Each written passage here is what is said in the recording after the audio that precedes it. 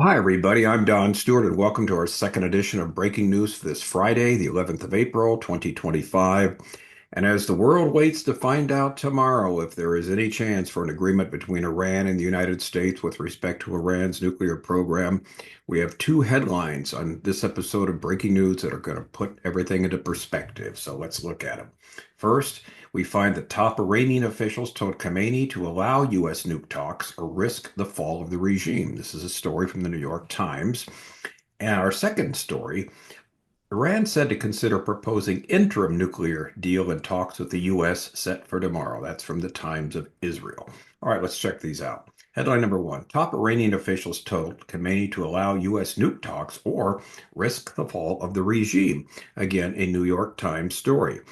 In a rare, coordinated effort, officials said to have warned Iran's supreme leader that military threats from the U.S. and Israel are real, and the country faces massive unrest if it goes to war. In a rare intervention, Iran's supreme leader Ayatollah Ali Khamenei was urged by his top officials to allow negotiations with the United States on the regime's nuclear program or risk the fall of the Islamic Republic, the New York Times reported today, Friday. The U.S. and Iran are set to meet tomorrow in Amman for talks over Tehran's rogue nuclear program. Now, according to the New York Times report, which cited two senior Iranian officials who were supposedly familiar with the details, Khamenei had a meeting last month, attended by the heads of the judiciary and the parliament.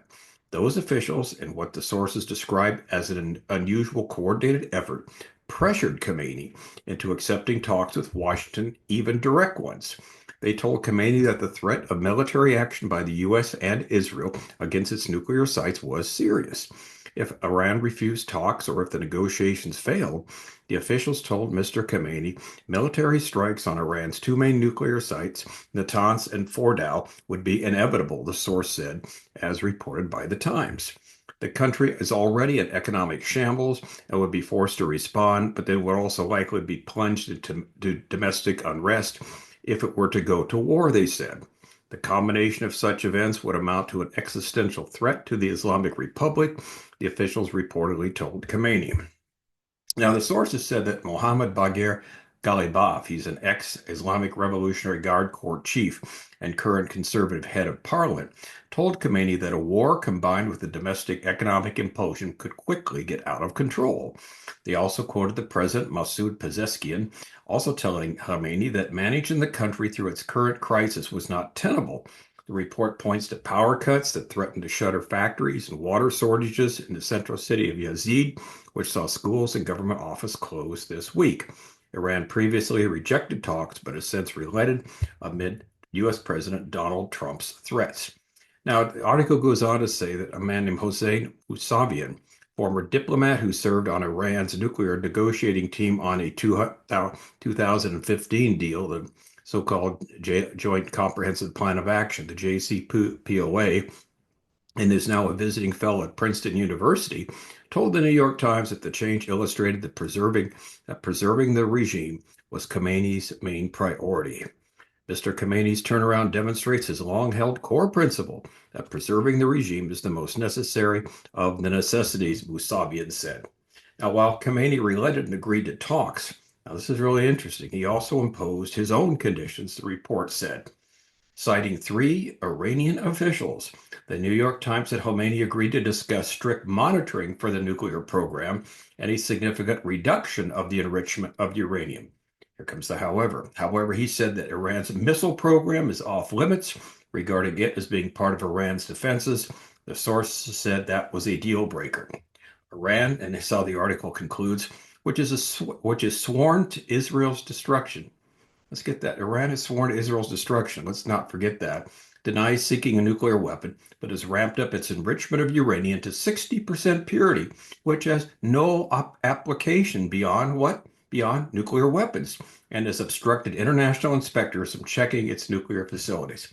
All right, now notice how reasonable Iran is trying to make itself sound to the world. They do plan to build a nuclear weapon. But they need to enrich uranium to weapons grade for some unspoken reason. Oh, they do not plan to build a weapon, but they still need to enrich uranium to weapons grade for some unspoken reason. Now, the fact that they are sworn to Israel's destruction really says it all. You can't trust a word that they say. As we talked about the other day, every single agreement they've ever made with the world, they've broken with the various countries. They cannot be trusted. They lie, and they have one goal, and that is the destruction of the nation of Israel. The problem for them is now their surrogates, Hezbollah, Hamas, Houthis, they're all in real bad shape. They really can't help them. Their whole country is in economic peril. The value of their currency is at an all-time low. There's water shortages. There, demonstrations, etc., all over the country. The people want a new regime, but again, the leaders won't begin to allow it. And so, with all this going on, they're relenting at least to the degree that they're going to allow some type, it seems, tomorrow of so-called, it's not really negotiation, but some type of discussion with the great Satan, the U.S., through the U.S. envoy, Steve Wilkoff. All right, so that's the first story. So this is the reason, according to the New York Times, why they're doing this. Now, the strategy here with the second headline is fascinating, and this is not in the least surprising. Iran said to consider proposing interim nuclear deal in talks with the U.S. set for tomorrow. This is from the Times of Israel. Tehran reportedly believes Trump's 2-month deadline is too short to reach a comprehensive agreement, but its proposal will be likely viewed with suspicion by the U.S. Iran is weighing its options ahead of nuclear talks with the U.S., which are set to begin tomorrow in Oman, and may propose an interim nuclear agreement to avoid any military escalation, according to a report yesterday, Thursday. Iranian and American diplomats are expected to arrive in the Gulf state on Saturday to kickstart negotiations on Tehran's nuclear program, with U.S. President Donald Trump reportedly seeking to clinch a deal within the next 2 months. The Axios news site reported, however, that Iran believes Trump's close deadline is too short a time frame, and that failing to reach a comprehensive agreement within the set time would leave it vulnerable to U.S. and Israeli military action. As such, and here it comes, Iran may propose an interim agreement that would allow parties to iron out the details of a more permanent deal without the use of military force. Doesn't sounds reasonable, doesn't it? Report suggested, citing a European diplomat and an unnamed source familiar with the details. An interim agreement could reportedly involve Iran partly reducing its uranium enrichment activity, which it insists is not related to any attempts to build a nuclear weapon, despite being at levels, like we said, that have no civilian use whatsoever, and to allow the UN increased access to its nuclear facilities, something that they've never done, as a confidence-building step to a more comprehensive agreement. The proposal, if it were on the table, would appear to contradict comments from a senior advisor to the Supreme Leader Khamenei, who warned on Thursday that the UN's nuclear watchdog agency could be expelled ahead of the talks due to being considered an external threat. The potential interim agreement would demand in return that Trump ease his maximum pressure sanctions campaign against Tehran, and which has continued despite the planned talks. And this is again an Axios story. All right. Now, here's the real what's really going on. An interim agreement would only lead to the stalling of time for Iran until they believe they've perfected a weapon as well as a delivery system. Two things, obviously, they need the nuclear weapon to nuclear grade, how to nuclear grade the plutonium there. And then you need a delivery system that'll hit the right spot. In other words, if we're going to shoot it somewhere at Israel, they want to make sure it gets there. They've had problems in the past with this, and so that still has to be perfected. That's why Khamenei said, you can't, the missile program's off limits because we got to keep working on that. And so the idea is they want to perfect both of these. And as soon as the moment they would ever have each of these perfected, they would even think they would launch a strike on Israel with the weapon and with the delivery system. And so what they're doing is stalling for time and trying to drag it out, trying to sound reasonable, trying to say they're peaceful, blaming Israel, blaming everybody else for what's going on. Now, again, history has made it clear that modern-day Iran cannot be trusted to keep any of their agreements with the infidels. And of course, remember what we read at the end of the last article, they're sworn to the destruction of Israel. That is what Iran has sworn itself to do. So the worst outcome would be the U.S. agreeing to some half-baked proposal that would not keep them or Israel safe as Iran moves to what it believes is a divinely inspired goal, namely the destruction of both countries, the big Satan, the U.S., and the little Satan, Israel. Now, as far as what is going to happen exactly tomorrow, literally nobody knows. We'll report whatever we hear to you, but there's so many possibilities. We just obviously don't know. And so we pray very hard that God's will be done, that Israel will be protected, of course, that the and also too, let's remember something. Iran has the fastest growing church in the world. Many, many Bible believing Christians in Iran, they're coming to faith in Christ.